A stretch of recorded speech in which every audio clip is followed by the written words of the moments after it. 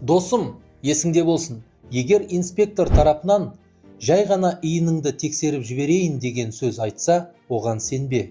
Себебі осы жылдың 1 желтоқсанынан бастап, инспектор сенің иініңді планшетке енгізсе, дерек ерапта біржолата қалады.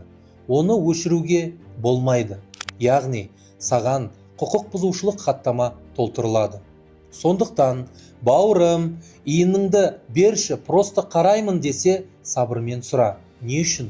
Қандай құқық бұзушылық жасадым? Қандай бап бойынша тексерейін деп едіңіз?